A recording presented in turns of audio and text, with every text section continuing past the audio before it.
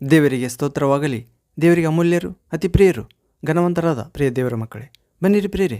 ಈ ದಿನ, ಈ ಸಮಯ ನಾವು ಧ್ಯಾನಿಸಲಿರುವಂಥ ಜೀವ ನೀಡುವ, ರಕ್ಷಣೆ ನೀಡುವ, ಬೆಳಕು ನೀಡುವ, ಮಹಿಮೆ ನೀಡುವ, ಶಾಂತಿ, ಧೈರ್ಯ, ದೇವದೂತರ ಕಾವಲು, ದೇವರ ಭಯಭಕ್ತಿ, ಆರೋಗ್ಯ, ಚೈತನ್ಯ, ದೇವರ ಕೃಪೆ, ಹೌದು ಪ್ರಿಯರೇ, ಇನ್ನೂ ಉನ್ನತ ಪರಲೋಕದ ದೇವರ ಆಶೀರ್ವಾದ, ಅನುಗ್ರಹ ನೀಡುವಂಥ ದೇವರ ವಾಕ್ಯ ಭಾಗಾಂಶ ಪ್ರಿಯರೇ, ಉಚಿತ ಎನ್ನುವ ಅಂಶ ಪ್ರಿಯರೇ. ಉಚಿತ, ಹೌದು.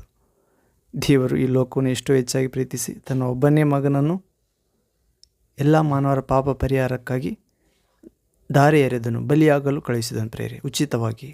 ಹೌದು, ಆತನು ಸುರಿಸಿದ ರಕ್ತದಿಂದ ನಮಗೆ ಪಾಪ ಮರಣಗಳಿಂದ ಬಿಡುಗಡೆ, ನರಕದಿಂದ ಬಿಡುಗಡೆ ಪ್ರಿಯರೇ. ಹೌದು, ಅಂಶ ಪ್ರಿಯರೇ, ಉಚಿತ. ಈ ಅಂಶವನ್ನು ಧ್ಯಾನಿಸುವ ಮೊದಲು ನಾವು ದೇವರ ಪರಿಶುದ್ಧಾತ್ಮನ ಸಹಾಯ, ದೇವರ ಸತ್ಯದಾತ್ಮನ ಜ್ಞಾನೋದಯ, ದೇವರ ಮಹಿಮಾತ್ಮನ ಆ ಶಕ್ತಿ, ನಿತ್ಯಾತ್ಮನ ಆ ದೂರದೃಷ್ಟಿ ಬೇಡಿಕೊಳ್ಳೋಣ ಪ್ರೇರೆ. ನನ್ನೊಂದಿಗೆ ಏಕೀಭವಿಸಿ ಪ್ರಾರ್ಥಿಸಿರಿ. ಕೇಳಲಿರುವ ವಾಕ್ಯ ಭಾಗಗಳು ನಮ್ಮ ಹೃದಯದಲ್ಲಿ 100ಕ್ಕೆ 100ರಷ್ಟು ನೆಲೆಗೊಳ್ಳುವಂತೆ ಪರಿಶುದ್ಧಾತ್ಮನು ಕಾರ್ಯ ಮಾಡುವಂತೆ ಪ್ರಾರ್ಥಿಸೋಣ ಪ್ರೇರೆ. ಬನ್ನಿ ಪ್ರೇರೆ, ಪ್ರಾರ್ಥನೆ ಮಾಡಿಕೊಂಡು ನಾವು ಸಿದ್ಧರಾಗೋಣ. ನನ್ನೊಂದಿಗೆ ಏಕೀಭವಿಸಿ ಪ್ರಾರ್ಥಿಸಿರಿ. ಪ್ರಾರ್ಥನೆ. ತಂದೆಯೇ, ಸರ್ವಶಕ್ತ ದೇವರೇ, ಪರಿಶುದ್ಧನೇ, ಪರಿಶುದ್ಧನೇ, ಪರಿಶುದ್ಧನೇ, ಪರಲೋಕದಲ್ಲಿರುವ ನಮ್ಮ ತಂದೆಯಾದ ದೇವರೇ, ದೇವ, ಕೇಳಲಿರುವ ಈ ವಾಕ್ಯ ಭಾಗಗಳಿಗಾಗಿ ಉಚಿತ ಎನ್ನುವ ಅಂಶದ ಮುಖಾಂತರ ನಿಮ್ಮ ವಾಕ್ಯವನ್ನು ಧ್ಯಾನಿಸುವಾಗ ಅರ್ಥ ಮಾಡಿಕೊಳ್ಳುವಂತೆ ನಮ್ಮನ್ನು ಅನುಗ್ರಹಿಸಿರಿ. ನಿಮಗೆ ಸ್ತೋತ್ರ ಮಾಡುತ್ತೇವೆ ಸ್ವಾಮಿ. ಪ್ರಭುವೇ, ಈ ವಾಕ್ಯವನ್ನು ಕೇಳಲಿರುವಾಗ ನಿಮ್ಮ ರಾಜ್ಯ ಬರಲಿ ತಂದೆ. ನಿಮ್ಮ ಚಿತ್ತ ಈ ವಾಕ್ಯಗಳ ಮುಖಾಂತರ ನಿಮ್ಮ ಮಕ್ಕಳ ನಮ್ಮೆಲ್ಲರಲ್ಲಿ ನೆರವೇರಲಿ. ನಮ್ಮ ಅನುದಿನ ಆಹಾರವಾಗಿ ಈ ವಾಕ್ಯಗಳು ನಮಗೆ ಮಾರ್ಪಡಲಿ ಸ್ವಾಮಿ, ಉಚಿತವಾಗಿ. ಪ್ರಭುವೇ, ನಮ್ಮನ್ನು ಶೋಧನೆಗೆ ಒಳಪಡಿಸದೆ ಕೇಡಿನಿಂದ ರಕ್ಷಿಸುವಂಥ ನಿಮ್ಮ ವಾಕ್ಯಗಳನ್ನು ನಮ್ಮ ಜೀವಿತದ ಬೆಳಕಾಗಿ, ಉಪ್ಪಾಗಿ ಸ್ವೀಕರಿಸಲು ನಮ್ಮ ದೇಹ ಆತ್ಮ ಪ್ರಾಣಗಳಲ್ಲಿ ಅಭಿಷೇಕಿಸಿರಿ ಯೇಸುವೇ. ಸ್ತೋತ್ರ.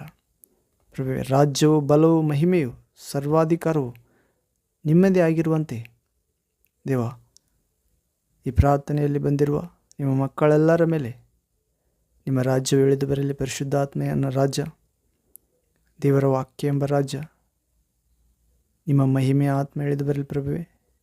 ಯೇಸುವೆ, ನಿಮ್ಮನ್ನು ಸತ್ತವರೊಳಗಿಂದ 3ನೇ ದಿನ ಪುನಃ ಜೀವಂತಕ್ಕೆ ಎಬ್ಬಿಸಿದ ಆತ್ಮ ಇಳಿದು ಬರಲಿ. ಮಕ್ಕಳ ನಮ್ಮೆಲ್ಲರ ಮೇಲೆ ನೆಲೆಸಲಿ ಪರಲೋಕ ಸೇರುವವರೆಗೂ.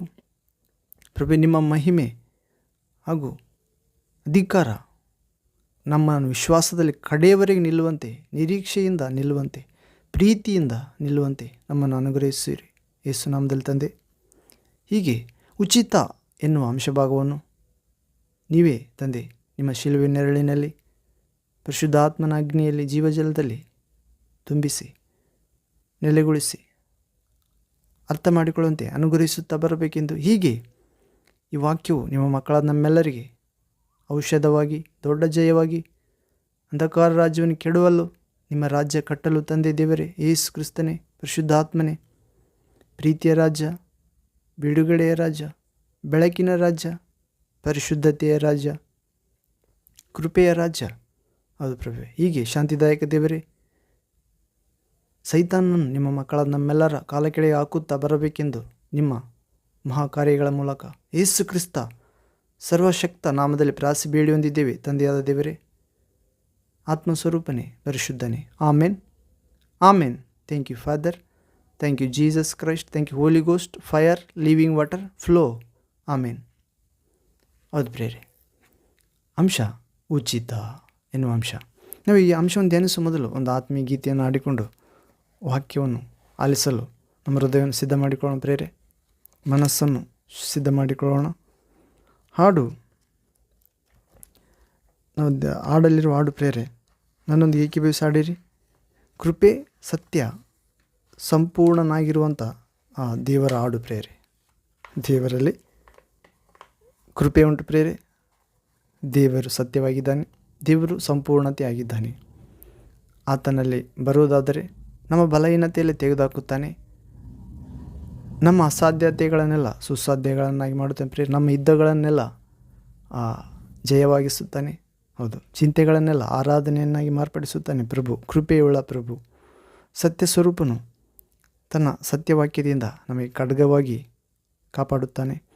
ಸಂಪೂರ್ಣನಾದ ದೇವರು ಯಾವುದರಲ್ಲಿಯೂ ಕೊರತೆ ಇಲ್ಲದಂತೆ ತಿಳಿ ಕೊಳಗಳ ಬಳಿಗೆ ನಡೆಸುತ್ತಾನೆ ಪ್ರೇರೆ.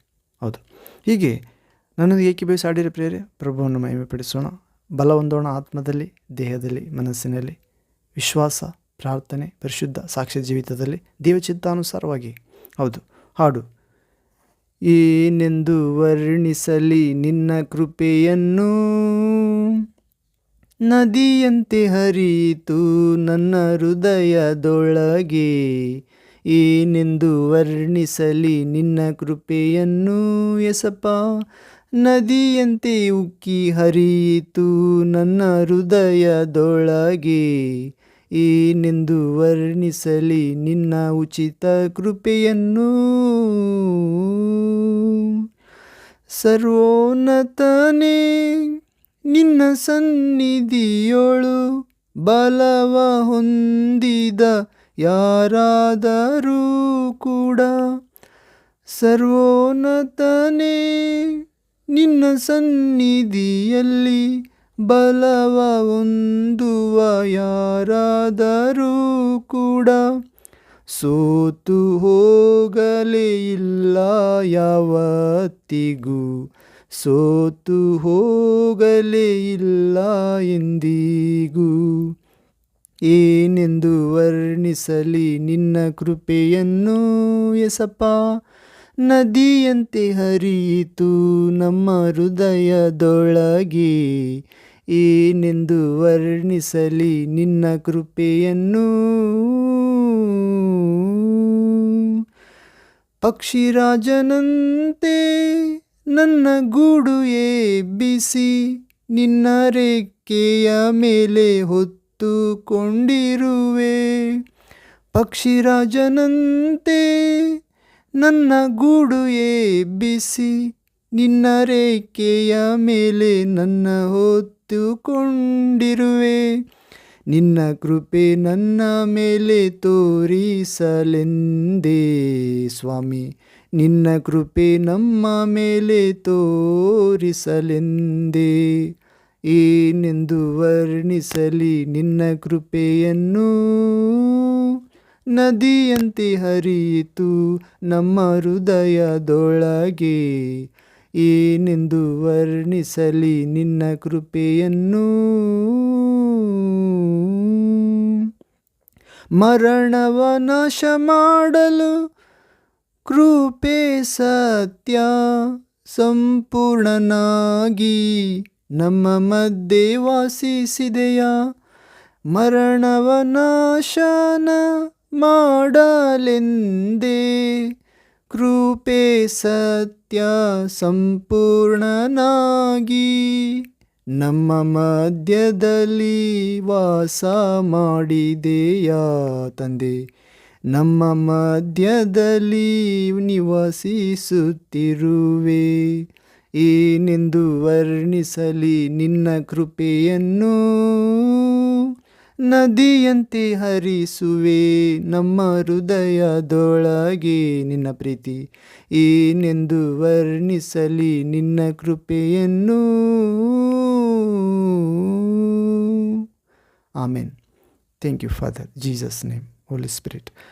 ಹೌದು ಪ್ರೇರೆ, ದೇವರು ಕೃಪೆ ಏನೆಂದು ವರ್ಣಿಸಲಿ. ಹೌದು ಪ್ರೇರೆ, ದೇವರ ಕೃಪೆಯನ್ನು ವರ್ಣಿಸಲು ಅಶಕ್ಯವಾಗಿದೆ ಪ್ರೇರೆ. ಆತನ ಕೃಪೆ ಆಕಾಶಕ್ಕಿಂತ ಉನ್ನತವಾದದ್ದು, ಆತನಲ್ಲಿ ಭಯಭಕ್ತಿಯುಳ್ಳವರ ಮೇಲೆ. ಹೌದು, ಅದು ನದಿಯಂತೆ ನಮ್ಮ ಹೃದಯದಲ್ಲಿ ಹರಿಯುತ್ತದೆ ಪ್ರೇರೆ. ಯೇಸು ಕ್ರಿಸ್ತನು ಸಮಾರ್ಯ ಸ್ತ್ರೀಗೆ ಹೇಳ್ತಾನೆ, ಹೌದು, ನನ್ನಲ್ಲಿ ವಿಶ್ವಾಸ ಇಡುವ ವಿಶ್ವಾಸಿಗಳ ಮಕ್ಕಳ, ಭಕ್ತರ, ಪ್ರಜೆಗಳ, ಸೇವಕರ, ಅಪೋಸ್ತಲ, ಪ್ರವಾದಿಗಳು ಯಾರೇ ಆಗಿರ್ಬೋದು, ಅವರ ಹೃದಯದೊಳಗಿಂದ ಜೀವಜಲ ನದಿಗಳು ಅವರ ಹೃದಯದಿಂದ, ಹೊಟ್ಟೆಯೊಳಗಿಂದ ಉಕ್ಕಿ ಹರಿಯುತ್ತವೆ. ಅವು ನಿತ್ಯ ಜೀವಕ್ಕೆ ಕರೆದುಕೊಂಡು ಹೋಗುತ್ತವೆ.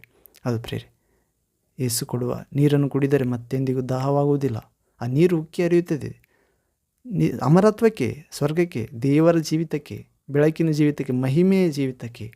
ಅಳಿಯದ ಜೀವಿತಕ್ಕೆ ತೆಗೆದುಕೊಂಡು ಹೋಗುತ್ತದೆ ಪ್ರಿಯರೇ. ಮರಣ ಇಲ್ಲದ, ಹಸಿವೆ ನೀರಡಿಕೆ ಇಲ್ಲದ, ದುಃಖ ಗೋಳಾಟ, ಚಿಂತೆ ಪೇಚಾಟ, ಬೆಂಕಿಯ ಜಳ, ಬಿಸಿಲು ಜಳ, ಹೌದು ಪ್ರಿಯರೇ, ಕಣ್ಣೀರಿಲ್ಲದ ಆ ಜೀವಿತಕ್ಕೆ ಕರೆದುಕೊಂಡು ಹೋಗುತ್ತದೆ, ಅನಂತ ಜೀವಿತಕ್ಕೆ. ಹೀಗೆ ಸರ್ವೋನ್ನತನ ಸನ್ನಿಧಿಯಲ್ಲಿ ಬಲ ಹೊಂದುವ ಮನುಷ್ಯರು ಯಾರಾದರೂ, ಸ್ತ್ರೀ ಪುರುಷರು, ಚಿಕ್ಕ ದೊಡ್ಡವರು, ಅವರು ಎಂದಿಗೂ ಸೋತು ಹೋಗಲಿಲ್ಲ ಪ್ರಿಯರೇ, ಸೋತು ಹೋಗುವುದಿಲ್ಲ.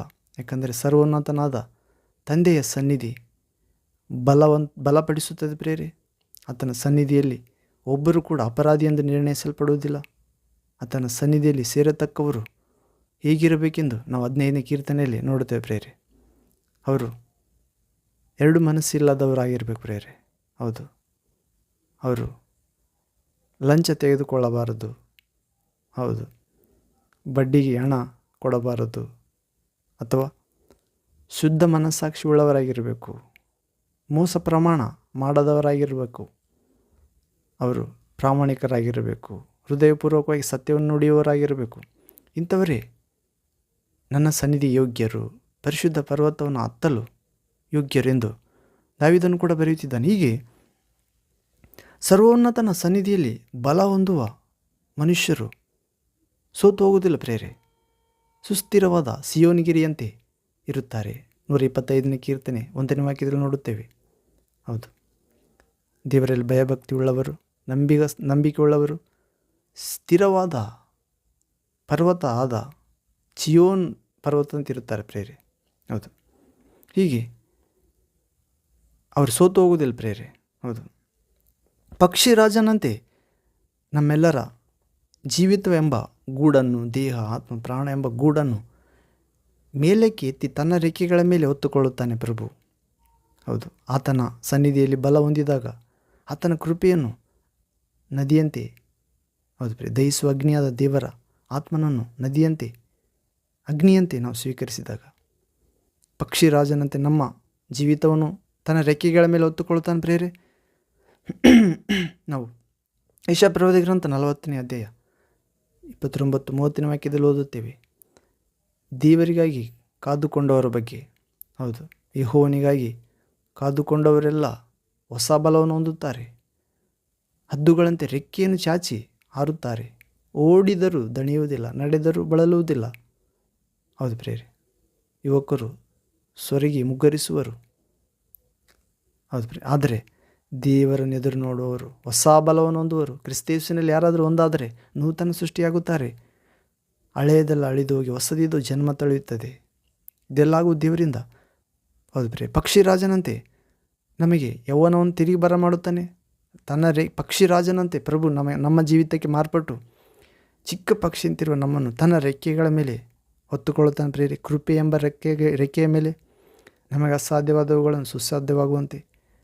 ಕಾರಣ ಆತನ ಕೃಪೆ ನಮ್ಮ ಮೇಲೆ ತೋರಿಸುವುದಕ್ಕೆ, ಆತನ ಕನಿಕರ ಮಮತೆ ನಮ್ಮ ಮೇಲೆ ತೋರಿಸುವುದಕ್ಕೆ. ಆತನಲ್ಲಿ ಅಪನಂಬಿಕೆ ಪಡೆದಿರುವುದರಿಂದ ಆತನು ಪಕ್ಷಿರಾಜನಾಗಿ ಸಹಾಯ ಮಾಡಲು ರೆಕ್ಕೆ ಚಾಚಿಕೊಂಡು ಬರುತ್ತಾನೆ ಪ್ರೇರೆ.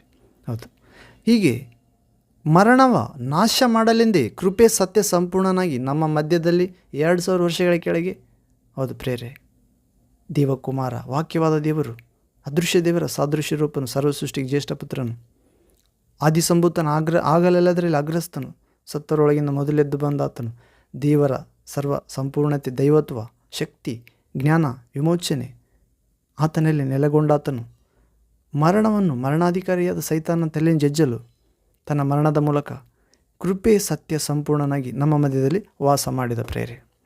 ಆತನಿಗೆ, ದೇವರ ಮಗನಿಗೆ, ಒಬ್ಬ ಮಗನಿಗೆ ಮಾತ್ರ ಇರತಕ್ಕ ಮಹಿಮೆ ಇತ್ತು, ಪ್ರಭಾವ ಇತ್ತು. ಹೌದು ಪ್ರೇರೆ, ಆತನನ್ನು ಶಿಷ್ಯರು ಕಂಡುಹಿಡಿದರು. ಹೌದು, ಆತನೇ ತಂದೆಯ ಎದೆಯಲ್ಲಿರುವ ಆತನು. ಹೌದು ಪ್ರೇರೆ, ತಂದೆಯನ್ನು ಪ್ರಕಟಿಸಿದ್ದಾನೆ ಪ್ರೇರೆ. ನನ್ನನ್ನು ನೋಡಿದವರು ತಂದೆಯನ್ನೇ ನೋಡಿದ್ದಾರೆ ಎಂದು. ಹೀಗೆ ನಾವು ಉಚಿತವಾಗಿ ದೇವರನ್ನು ನೋಡುವಂತೆ ವಾಕ್ಯದ ಮುಖಾಂತರ, ವಿಶ್ವಾಸದ ಮುಖಾಂತರ, ಹೌದು ಪ್ರೇರೆ, ಪ್ರಭು ಅನುಗ್ರಹಿಸಿದ್ದಾನೆ. ನಾವು ವಾಕ್ಯದೊಳಗೆ ಪ್ರವೇಶಗೋಣ ಪ್ರೇರೆ. ಉಚಿತ ಎನ್ನುವ ಅಂಶ, ಉಚಿತ ನಾವು ಪವಿತ್ರ ಗ್ರಂಥದಲ್ಲಿ ನೋಡುತ್ತೇವೆ. ಅಪೊಸ್ತಲ ಕಾರ್ಯ 3ನೇ ಅಧ್ಯಾಯ 1ನೇ ವಾಕ್ಯದಿಂದ 5ನೇ ವಾಕ್ಯದವರೆಗೆ Acts chapter 3 verse 1 to 5th word. ಇಲ್ಲಿ ಕುಂಟನಿಗೆ ಉಚಿತವಾಗಿ, ಹುಟ್ಟು ಕುಂಟನಿಗೆ ಉಚಿತವಾಗಿ ಸ್ವಸ್ಥತೆಯನ್ನು ಪ್ರಭು ದಯಪಾಲಿಸುತ್ತಾನೆ ಪೇತ್ರ ಯೋಹಾನರ ಮುಖಾಂತರ. ಹೌದು ಪ್ರೇರೆ. ಎರಡನೇದಾಗಿ ಉಚಿತವಾಗಿ ಬಂಡೆಯಿಂದ ನೀರನ್ನು ನೀಡುತ್ತಾನೆ ದೇವರು. ನಾವು ವಿಮೋಚನಾ ಕಾಂಡದಲ್ಲಿ ನೋಡುತ್ತೇವೆ ಪ್ರೇರೆ.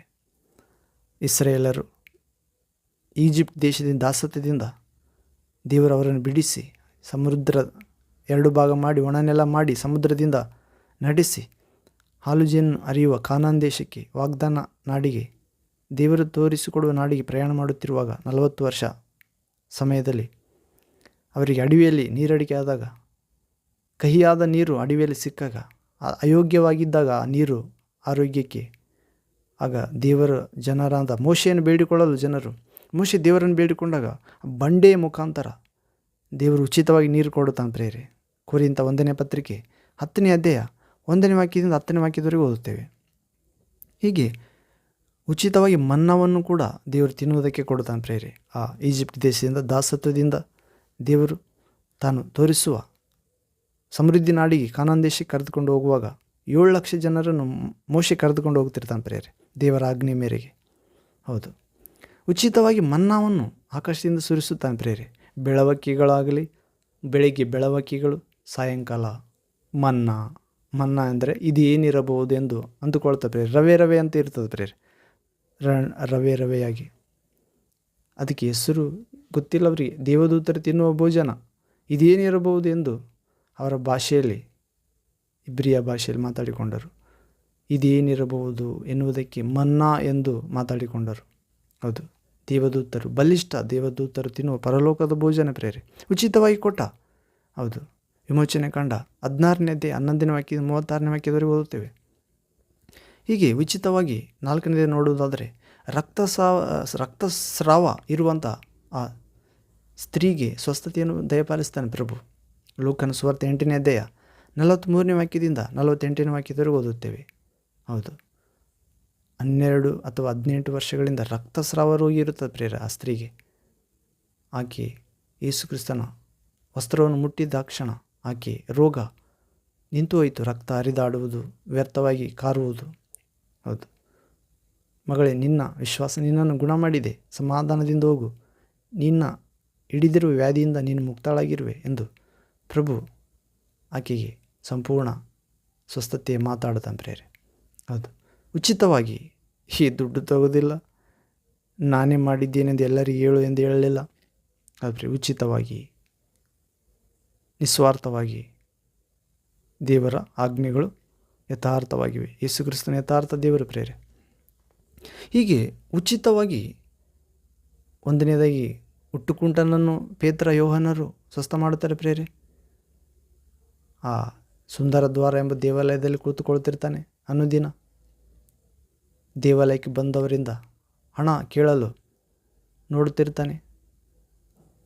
ಆ ಯೇಸುವಿನ ಪುನರುತ್ಥಾನದ ಮುಖಾಂತರ ಯೇಸು 40ನೇ ದಿನ ಸ್ವರ್ಗಕ್ಕೆ ಆರೋಹಣಾಗಿ 10 ದಿನ ನಂತರ ಪಂಚಶತಮ ದಿನ ಯಹೂದ್ಯರ ಆಚರಣೆಯ ಪ್ರಕಾರ ಯೆರೂಸಲೇಮಿನಲ್ಲಿ ಹಬ್ಬ ನಡೆಯುತ್ತಿರುವಾಗ, ಆಗ ಪಂಚಶತಮ ದಿನದಂದು ಮೇಲ್ಮಾಳಿಗೆಯಲ್ಲಿ ಶಿಷ್ಯರು ಯೇಸು ಆಜ್ಞೆಯಂತೆ ಸ್ವರ್ಗದಿಂದ ಇಳಿದು ಬರುವ, ಪರಲೋಕದಿಂದ ಇಳಿದು ಬರುವ ಶಕ್ತಿಗಾಗಿ ತಂದೆ ಯೇಸು ಕ್ರಿಸ್ತನ ಹೆಸರಿನಲ್ಲಿ ಯೇಸುವನ್ನು ವಿಶ್ವಾಸ ಪ್ರತಿಯೊಬ್ಬರಿಗೆ ಕೊಟ್ಟಿರುವ ಮಾತು, ವಾಗ್ದಾನ, ವರ, ಪರಿಶುದ್ಧಾತ್ಮನಿಗಾಗಿ ಕಾಯ್ದುಕೊಂಡಿರುತ್ತಾರೆ. ಆಗ ಯೇಸುವಿನ ಮಾತಿನಂತೆ ದೇವರ ಶಕ್ತಿಗಾಗಿ ಕಾದುಕೊಂಡಿದ್ದಾಗ ಶಕ್ತಿ ಇಳಿದು ಬಂತು ಪ್ರೇರೆ. ಪರಿಶುದ್ಧ ಲೋಕದ ಶಕ್ತಿ ಬಿರುಗಾಳಿಯೊಂದಿಗೆ, ಅಗ್ನಿಜ್ವಾಲೆಯೊಂದಿಗೆ, ಕೆನ್ನಾಲಿಗೆಯೊಂದಿಗೆ. ಹೌದು, ಅವರು ನಾನಾ ಭಾಷೆ ಮಾತಾಡಿದರು ಮತ್ತು ಬಲ ಹೊಂದಿದ್ದರು. ಯೂದಗೋತ್ರದ ಸಿಂಹವಾದ ಯೇಸು ಕ್ರಿಸ್ತನ ಆತ್ಮನಲ್ಲಿ ಹೌದು ಸಾಕ್ಷಿಗಳಾದರು. ಆ ಸಾಕ್ಷಿಯಾಗುವ ಕಾರ್ಯದಲ್ಲಿ ದೇವಾಲಯಕ್ಕೆ ಯೇಸು ಕ್ರಿಸ್ತನ ಕುರಿತು ಸುವಾರ್ತೆ ಹೇಳುವುದಕ್ಕೆ ಬರುತ್ತಿದ್ದಾರೆ ಪ್ರೇರೆ. ಯೇಸು ಹೇಗೆ ಸಮಾಜ ಮಂದಿರಕ್ಕೆ ಸಬ್ಬತ್ ದಿನ ಹೋಗಿ ಹೇಗೆ ಸುವಾರ್ತೆ ಹೇಳುತ್ತಿದ್ದ, ಉಳಿದ ದಿನಗಳಲ್ಲೆಲ್ಲ ಹಳ್ಳಿಗಳಿಗೆ, ಪಟ್ಟಣಗಳಿಗೆ, ದೂರ ದೂರ ಊರುಗಳಿಗೆ ಹೋಗುತ್ತಿದ್ದ. ಸಬ್ಬತ್ ದಿನ ಬಂದಾಗ ಸಮಾಜ ಮಂದಿರಕ್ಕೆ ಹೋಗ್ತಿದ್ದ ಪ್ರೇರೆ. ಹೌದು, ಆಗ ಪೇತ್ರ ಯೋಹಾನರು ಆ ದೇವಾಲಯ ಕಡೆಗೆ ಬರುತ್ತಿರುವುದನ್ನು ಹುಟ್ಟುಕುಂಟನ್ನು ನೋಡಿ ಇವರಿಂದ ಏನಾದರೂ ಸಿಗ್ಬೋದೆಂದು ನೋಡಿ ಆ ಪ್ರಭುಗಳಿರ ನನಗೆ ಏನನ್ನು ಕೊಡ್ತೀರಿ ಅನ್ನೋ ರೀತಿ ನೋಡುತ್ತಿದ್ದಾನೆ. ಆಗ ಪೇತ್ರನು ಆತನ ಗುರುತಿಸ್ತಾನೆ. ನೋಡಪ್ಪ, ನಿನಗೆ ಕೊಡಲು ನಮ್ಮಲ್ಲಿ ಬೆಳ್ಳಿ ಕಾಸು, ಹಣಕಾಸು ಅಥವಾ ಬೆಳ್ಳಿ ಬಂಗಾರ ನಮ್ಮಲ್ಲಿಲ್ಲ. ಆದರೆ ನನ್ನಲ್ಲಿ ಅಥವಾ ನಮ್ಮಲ್ಲಿ ಇರುವುದನ್ನು ನಿನಗೆ ಕೊಡಬಲ್ಲೆ. ನಜರೇತಿನ ಯೇಸು ಕ್ರಿಸ್ತನ ಹೆಸರಿನಲ್ಲಿ ಎದ್ದು ನಡೆದಾಡು ಎಂದು ಆಜ್ಞೆ ಮಾಡುತ್ತೇನೆ ಅಂದ ಪ್ರೇರೆ. ಕೈ ಹಿಡಿದು ಎಬ್ಬಿಸಿದ. ಆತನ ಕೈಕಾಲುಗಳಲ್ಲಿ, ಹರಡುಗಳಲ್ಲಿ, ಭುಜಗಳಲ್ಲಿ ಬಲ ಬಂದಿತ್ತು, ಶಕ್ತಿ ಬಂದಿತ್ತು. ಆತನು ಎದ್ದು ನಡೆದಾಡಲಾರಂಭಿಸಿದ. ಪೇತ್ರ ಯೋಹಾನರೊಂದಿಗೆ ದೇವಾಲಯದೊಳಗೆ ದೇವರನ್ನು ಸ್ತುತಿಸುತ್ತಾ ಪ್ರವೇಶ ಮಾಡಿದ ಪ್ರೇರೆ. ಆಗ ಅಲ್ಲಿದ್ದವರೆಲ್ಲರೂ ಆತನು ಕಂಡುಹಿಡಿದು ಅನೇಕ ನ್ಯಾಯ ಸಭೆಯನ್ನೇ ಸ್ಥಾಪಿಸಿದರು ಪ್ರೇರೆ. ಸಬ್ಬತ್ ದಿನ ಗುಣ ಮಾಡಿದವರು ಯಾರು ಎಂದು ಕೆಲವರು, ಈತನು ಹುಟ್ಟುಕುಂಟನಲ್ಲ, ಮತ್ತೊಬ್ಬ ಅವನಂತಿರುವ ಬೇರೊಬ್ಬ, ಇಲ್ಲ ಈತನೇ ಅನೇಕರು ಪ್ರೇರೆ. ಅವರ ಅಪ್ಪ ಅಮ್ಮನ ಕರೆಸಿದರು. ಏನಮ್ಮ ನಿಮಗೆ ಹುಟ್ಟಿದ ಮಗನು ಈತನೇನೋ ಎಂದಾಗ, ಹೌದಪ್ಪ ಈತನೇ ನಮ್ಮ ಮಗ ಎಂದು ಹೇಳುತ್ತಾರೆ. ಇವನಿಗೆ ಕಣ್ಣು ಹೇಗೆ ಬಂದು ಅಂದರೆ, ನಮಗೆ ಗೊತ್ತಿಲ್ಲಪ್ಪ, ಈತನು ದೊಡ್ಡಾತನಾಗಿದ್ದಾನೆ, ಆತನನ್ನೇ ಕೇಳಿರಿ ಎಂದು ಹೇಳುತ್ತಾರೆ. ಆತನ ಕೇಳಿದಾಗ, ನೋಡ್ರಿ, ಆಗಲೇ ನಾನು ಹೇಳಿದೆ, ನನಗೆ ಕಣ್ಣು ಕೊಟ್ಟಾತನು ಯಾರೂ ನನಗೆ ಗೊತ್ತಿಲ್ಲ. ಆದರೆ ಕಣ್ಣು ಕೊಟ್ಟಾತನು ಯಾರೂ ನನಗೆ ಗೊತ್ತಿಲ್ಲವಾದರೂ ಕೂಡ ದೇವರು ನೀತಿವಂತರ ಪ್ರಾರ್ಥನೆಯನ್ನು ಕೇಳುತ್ತಾನೆಂದು ಗೊತ್ತು. ಅನೀತಿವಂತರ ಪ್ರಾರ್ಥನೆ ಅಲ್ಲ. ಆತ ನೀತಿವಂತನಾಗಿರಬೇಕು. ಆತನ ಪ್ರಾರ್ಥನೆಗೆ ನನಗೆ ಕಣ್ಣು ಬಂದಿದೆ, ಅಷ್ಟೇ ನನಗೆ ಗೊತ್ತು ಎಂದಾಗ, ಆತನು ಅನೀತಿವಂತನು, ಆತ ನೀತಿವಂತ ಅಲ್ಲ, ನೀನು ಕೂಡ ಪಾಪದಲ್ಲಿ ಹುಟ್ಟಿದಾತನೆಂದು ಆತನಿಗೆ ಶಪಿಸುತ್ತಾರೆ ಫರಿಸಾಯರು, ಶಾಸ್ತ್ರಿಗಳು. ಸಬ್ಬತ್ ದಿನದಲ್ಲಿ ಸ್ವಸ್ಥತೆ ಯಾಕೆ ಮಾಡಿಕೊಳ್ಳುತ್ತೀರಿ? ಬೇರೆ ದಿನಗಳಿವೆ, ಆ ದಿನಗಳಲ್ಲಿ ಮಾಡಿಕೊಳ್ಳಿರಿ ಎಂದು ಹೇಳ್ತಿದ್ರು ದೇವಾಲಯಗಳಲ್ಲಿ. ಹೌದು ಪ್ರೇರೆ. ಲಾಸ್ಟಿಗೆ ಮತ್ತೊಂದು ಸಾರಿ ಪೀಡಿಸಿ ಕೇಳುತ್ತಾರೆ ಆ ಹುಟ್ಟುಕುಂಟನನ್ನು. ಕೈ ಕಾಲು ಬಂದವತ್ತಾಗಲಿ ಅಥವಾ ಕುರುಡನನ್ನಾಗಲಿ ಪ್ರೇರೆ. ಅಲ್ಲಿ ಕುರುಡನನ್ನು ಕೇಳಿದ್ದು, ಆದರೆ ಪ್ರತಿಯೊಂದಕ್ಕೂ ಅಲ್ಲಿ ಪ್ರಶ್ನೆ ಮಾಡುತ್ತಿದ್ದರು ದೇವಾಲಯದಲ್ಲಿ ನಡೆದ ಸ್ವಸ್ಥತೆಗೆ. ಹೌದು ಪ್ರೇರೆ. ಹೀಗೆ ಬಹಿಷ್ಕರಿಸ್ತಿದ್ದರು ಅವರು. ಹೌದು. ಹೀಗೆ ನಾವು ಉಚಿತ ಎನ್ನುವ ಅಂಶದಲ್ಲಿ ಒಂದನೆಯದಾಗಿ ಹುಟ್ಟುಕುಂಟನಿಗೆ ಉಚಿತವಾಗಿ ಸ್ವಸ್ಥತೆ ನೀಡಿದರು ಪ್ರೇರೆ. ಯೋಹಾನ, ಪೇತ್ರರ ಮುಖಾಂತರ ಪ್ರಭು ಆತ್ಮ ಯೇಸು ಬಂಡೆಯಿಂದ ನೀರು ನೀಡಿದನು ದೇವರು ತನ್ನ ಜನರಿಗೆ. ಮನ್ನಾವನ್ನು ಸುರಿಸಿದ್ದನು ಬೆಳಿಗ್ಗೆ ಸಾಯಂಕಾಲ ಅನೇಕ ವರ್ಷಗಳು. ರಕ್ತಸ್ರಾವ ರೋಗಿಗೆ ಉಚಿತವಾಗಿ ಸ್ವಸ್ಥತೆ ನೀಡಿದನು ಪ್ರಭು. ಆಕೆ ಗುಣವಾಗದ ರೋಗದಿಂದ ಕೊನೆಯ ಪ್ರಯತ್ನ ಮಾಡಿದಳು. ಯೇಸುವಿನ ವಸ್ತ್ರ ಮುಟ್ಟಿ ಆಕೆ ವಿಶ್ವಾಸ ಆಕೆಯನ್ನು ಗುಣಪಡಿಸಿದ ಪ್ರೇರೆ. ಯೇಸು ಯಾರು ಎಂದು ಆಕೆ ತಿಳಿದುಕೊಂಡಿದ್ದಳು. ಅದರಂತೆ ಆಕೆಗೆ ಆಯಿತು ಪ್ರೇರೆ. ಆತನು ಆರೋಗ್ಯದಾಯಕನು. ಆತನು ತಾಯಿಗರ್ಭದಲ್ಲಿ ಸಮಸ್ತ ಮಾನವ ಕುಲವನ್ನು, ಪಿಂಡವನ್ನು ಇರುವಾಗಲೇ ಆತನು ತಯಾರು ಮಾಡಿದ. ಆತನ ಕಣ್ಣುಗಳು ನಮ್ಮನ್ನು ನೋಡಿವೆ ಪ್ರೇರೆ. ತಾಯಿಗರ್ಭದಲ್ಲಿ ಪಿಂಡವಾಗಿರುವಾಗಲೇ ಆತನು ನಮಗೆ ಆಯುಸ್ಸು, ಆರೋಗ್ಯ, ಸ್ಥಾನಮಾನ, ಬೆಳವಣಿಗೆ, ಹೌದು ಪ್ರೇರೆ, ಎಲ್ಲವನ್ನು ನೇಮಿಸಿದ್ದಾನೆ. ಆದರೆ ಆತನಿಗೆ ಗೊತ್ತು, ನಮಗೆ ಗೊತ್ತಿಲ್ಲ. ನಮ್ಮದು ಕರ್ತವ್ಯನ ಪ್ರೇರೆ ಯೇಸುವನ್ನು ವಿಶ್ವಾಸಬೇಕು. ದೇವರು ಈ ಲೋಕವನ್ನು ಎಷ್ಟೋ ಹೆಚ್ಚಾಗಿ ಪ್ರೀತಿಸಿ ತನ್ನ ಒಬ್ಬನೇ ಪ್ರಿಯ ಕುಮಾರನನ್ನು, ಅದ್ವಿತೀಯ ಕುಮಾರ, ಆತನಂತೆ ಮತ್ತೆ ಯಾರಿಲ್ಲ ಪ್ರೇರೆ. ದೇವರೇ ಮಾಂಸಾಕಾರವಾಗಿ ಎರಡನೇ ವ್ಯಕ್ತಿತ್ವ ಆಗಿ ಬಂದ ಪ್ರೇರೆ. ಬೆಳಕಿನ ಒಳಗಿರುವ ಬೆಳಕಿನ ಅಂಶ, ಹೌದು, ದೇವರ ಸ್ವರ. ಆತನಲ್ಲಿ ವಿಶ್ವಾಸಗಳು ಯಾರೊಬ್ಬನು ನಾಶವಾಗದೆ ಎಲ್ಲರೂ ನಿತ್ಯ ಜೀವ ಪಡೆಯಬೇಕೆಂಬುದೇ ದೇವರ ಉದ್ದೇಶ. ಅದಕ್ಕಾಗಿ ಲೋಕಕ್ಕೆ ಕಳಿಸಿದ್ದಾನೆ ಪ್ರೇರೆ. ಹೀಗೆ ರಕ್ತಸ್ರಾವ ರೋಗಿ ಗುಣ ಆಯಿತು ಪ್ರೇರೆ. 5ನೇದಾಗಿ ವ್ಯಭಿಚಾರದಲ್ಲಿ ಹಿಡಿಯಲ್ಪಟ್ಟ ಸ್ತ್ರೀಗೆ ಉಚಿತವಾಗಿ ನ್ಯಾಯ ದೊರಕಿಸಿಕೊಡ್ತಾನೆ ಪ್ರಭು. ಆಡುವಾಗಲೇ ಒಬ್ಬ ಪುರುಷನ ಜೊತೆ ಪಾಪ ಸಂಪರ್ಕದಲ್ಲಿ, ಶರೀರ ಕಾರ್ಯದಲ್ಲಿ, ಲೈಂಗಿಕ ಕಾರ್ಯದಲ್ಲಿ ತೊಡಗಿದ್ದಾಗ, ಸುಳ್ಳೆತನ ಮಾಡುತ್ತಿರುವಾಗ ಹಿಡಿದುಕೊಂಡು ಬರ್ತಾರೆ ಪ್ರೇರೆ, ಊರವರೆಗೆ ಸಾಯಿಸಲು. ಯೇಸು ಕೂಡ ಅಲ್ಲೇ ಎದುರಾಗುತ್ತಾನೆ. ಬೋಧಕನೇ, ಮೋಶೆ ಧರ್ಮಶಾಸ್ತ್ರ ಪ್ರಕಾರ ಆಡುವಾಗಲೇ ವ್ಯಭಿಚಾರದಲ್ಲಿ ಸಿಕ್ಕಲ್ಪಟ್ಟ ಯಾರಾದರೂ ಯಾವ ಶಿಕ್ಷೆ ಕೊಡಬೇಕು?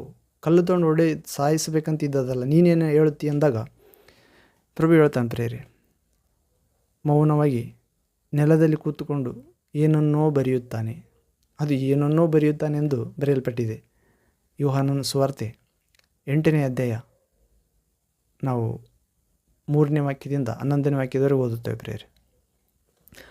ಅವರ ಪುಸ್ತಕವನ್ನು ತೆಗೆದು ನಂತ ಪ್ರೇರೆ, ಅವರ ಪುಸ್ತಕ ತೆಗೆದು ಆ ಪುಸ್ತಕದಲ್ಲಿ ಬರೆಯಲ್ಪಟ್ಟ ಅವರ ಪಾಪಗಳನ್ನು ಅವರ ಜ್ಞಾಪಕಕ್ಕೆ ತಂದನಂತ, ಪಶ್ಚಾತ್ತಾಪದ ಆತ್ಮದ ಮುಖಾಂತರ. ಹೌದು.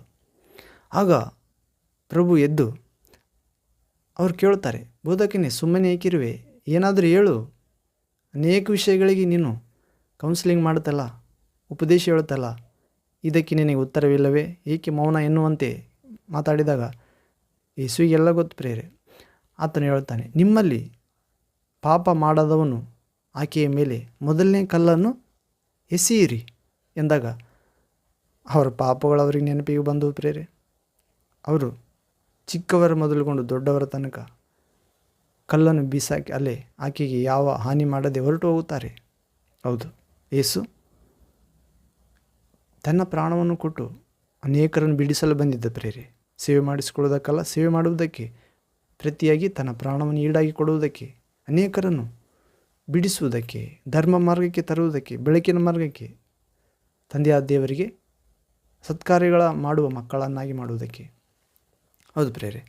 ಹೀಗೆ 1ನೇದು ಹುಟ್ಟುಕುಂಟನಿಗೆ ಸ್ವಸ್ಥತೆಯ ಮಾಡುತ್ತಾನೆ ಪ್ರೇರೆ. ಪೇತ್ರ ಯೋಹಾನರ ಮುಖಾಂತರ ಪ್ರಭು ಉಚಿತವಾಗಿ ಬಂಡೆಯಿಂದ ನೀರು ಕೊಡುತ್ತಾನೆ. ಇಸ್ರೇಲ್ ಜನರಿಗೆ, ದೇವರು ತನ್ನ ಜನರಿಗೆ ಉಚಿತವಾಗಿ ಆಕಾಶದಿಂದ ಮನ್ನಾ ಸುರಿಸುತ್ತಾನೆ ಪ್ರೇರೆ. ದೇವದೂತರ ಊಟ ಉಚಿತವಾಗಿ. ರಕ್ತಸ್ರಾವ ರೋಗಿಗೆ ಉಚಿತವಾಗಿ ಸ್ವಸ್ಥತೆ ನೀಡುತ್ತಾನೆ ಪ್ರೇರೆ. 18 ವರ್ಷಗಳಿಂದ ರಕ್ತಸ್ರಾವ ಗುಣವಾಗುತ್ತಾಳೆ. ವ್ಯಭಿಚಾರದಲ್ಲಿ ಸಿಕ್ಕಲ್ಪಟ್ಟ ಆ ಸ್ತ್ರೀಯನ್ನು ಉಚಿತವಾಗಿ ನ್ಯಾಯ ಮಾಡಿಕೊಡ್ತಾನೆ ಪ್ರೇರೆ. ಆ ಸ್ತ್ರೀ ಒಬ್ಬಾಕೆ ಉಳಿಯುತ್ತಾಳೆ, ಎಲ್ಲರೂ ಹೋಗಿಬಿಡ್ತಾರೆ ಕಲ್ಲು ಬಿಸಾಕಿ. ನಂತರ ಏನು ಮಾಡ್ತಾರಂದರೆ, ಹೌದು ಪ್ರೇರೆ, 6ನೇದಾಗಿ ಉಚಿತ ಪಾಪ ಕ್ಷಮಾಪಣೆ ನೀಡುತ್ತಾನೆ ಪ್ರಭು. ನಾವು ಲೂಕನ ಸುವಾರ್ತೆ 7ನೇ ಅಧ್ಯಾಯ 47ನೇ ವಾಕ್ಯದಲ್ಲಿ ನೋಡುತ್ತೇವೆ. ಆ ಪಾರ್ಶ್ವವಾಯು ರೋಗಿಗೆ ತಮ್ಮ ಮಗನೇ, ನಿನ್ನ ಪಾಪಗಳನ್ನು ಕ್ಷಮಿಸಲಾಗಿದೆ. ಹೌದು ಪ್ರೇರೆ. 4 ಜನ ಆ ಪಾರ್ಶ್ವವಾಯು ರೋಗಿಯನ್ನು ಮನೆ ಮೇಲ್ಛಾವಣಿ ತೆಗೆದು ಯೇಸು ಇರುವ ಸ್ಥಳದಲ್ಲಿ ಬಿಡುತ್ತಾರೆ ಪ್ರೇರೆ, ಗೋಣಿ ಚೀಲದಲ್ಲಿ. ಕಾರಣ, ಮನೆ ತುಂಬಿ ಬಾಗಿಲು ಒಳಗಡೆ ಹೋಗುವುದಕ್ಕೆ ಆಗದೇ ಇರುವುದರಿಂದ, ಜನ ಹೆಚ್ಚಾಗಿರುವುದರಿಂದ ಮೇಲ್ಛಾವಣಿ ತೆಗೆದು ಯೇಸು ಇರುವ ಕೂತಿರುವ ಸ್ಥಳದಲ್ಲಿ ಬಿಡುತ್ತಾರೆ. ಯೇಸು ಅವರ ವಿಶ್ವಾಸವನ್ನು ನೋಡಿ ಆ ಅನಾರೋಗ್ಯ ಪಾರ್ಶ್ವವಾಯು ರೋಗಿಗೆ, ಮಗನೇ, ನಿನ್ನ ಪಾಪಗಳನ್ನು ಕ್ಷಮಿಸಲಾಗಿದೆ, ಸಮಾಧಾನದಿಂದ ಹೋಗು ಎಂದು ಹೇಳ್ತಾನೆ ಪ್ರೇರೆ. ಹೌದು. ಮತ್ತು ಯೇಸು ಸೀಮೋನ್ ಎಂಬ ವ್ಯಕ್ತಿ ಮನೆಯಲ್ಲಿ ಅತಿಥಿ ಸತ್ಕಾರ ತೆಗೆದುಕೊಳ್ಳುತ್ತಿರುವಾಗ ಕೂಡ ವ್ಯಭಿಚಾರಣೆ ಸ್ತ್ರೀ ಬಂದು ಸೈತಾನನ ಯೋಜನೆ ಪ್ರಕಾರ ಆತನನ್ನು ಪಾಪದಲ್ಲಿ ಬೀಳಿಸಬೇಕಾಗಿತ್ತು. ಅಂದರೆ ಯಾರಾದರೂ ಸಂತೋಷಕೂಟ ಮಾಡುತ್ತಿರುವಾಗ ಸ್ತ್ರೀಯರನ್ನು ಕರೆದುಕೊಂಡು ಬರ್ತಾರೆ ಅಥವಾ ಸ್ತ್ರೀಯರನ್ನು ಬಿಡುತ್ತಾರೆ ಅವರ ಮುಖಾಂತರ ಹಣ ಸಂಪಾದಿಸಲು. ಅದೇ ರೀತಿ ಸೈತಾನ ಕಳಿಸಿದ. ಆದರೆ ಆ ಪಾಪ ಸ್ತ್ರೀಯಾದರೂ ಬಂದು ಆಲೋಚನೆ ಮಾರ್ಪಡಿಸಿಕೊಂಡಳು. ದೇವರ ಕೃಪೆಯಿಂದ, ಯೇಸುವಿನ ಒಂದೇ ನೋಟದಿಂದ, ಯೇಸುವನ್ನು ನೋಡಿದ ತಕ್ಷಣ ಆಕೆ ಪರಿಶುದ್ಧ ಆಲೋಚನೆ ಉಂಟಾದ ಪ್ರೇರೆ. ಆಕೆ ಯೇಸುವಿನ ಕಾಲ ಬಳಿಯಲ್ಲಿ ಬಂದು ಕೂತ್ಕೊಂಡಳು, ಕಣ್ಣೀರಿನಿಂದ ಕಾಲನ್ನು ತೊಳೆದಳು, ತನ್ನ ಸುಂದರವಾದ ಕೂದಲಿನಿಂದ ಒರೆಸಿದಳು. ಅನೇಕರನ್ನು ಆಕರ್ಷಿಸಿದ ಅದೇ ಕಣ್ಣು, ಅದೇ ಕೂದಲು ಯೇಸುವಿನ ಪಾದ ಸೇವೆ ಮಾಡುತ್ತಿದೆ ಪ್ರೇರೆ. ಮತ್ತು ಆ ಪಾದಗಳಿಗೆ ಮುತ್ತಿಟ್ಟಳು. ಅನೇಕರಿಗೆ ಪಾಪಕ್ಕೆ ಸೆಳೆಯಲು ಸುಗಂಧ ದ್ರವ್ಯ ಹಚ್ಚಿಕೊಳ್ಳುತ್ತಾರೆ ವ್ಯಭಿಚಾರಿ ಸ್ತ್ರೀಯರು, ಸೂಳೆಯರು, ಅಥವಾ ಯಾವ ಜೀವನ ಉಪಾಧಿ ಇಲ್ಲದೆ ದೇಹ ಮಾರಿಕೊಂಡು ಜೀವಿಸುವವರು, ಸೈತಾನನ ಬಲೆಯಲ್ಲಿ ನರಕದ ಅಂಚಿನಲ್ಲಿರುವವರು ಪ್ರೇರೆ.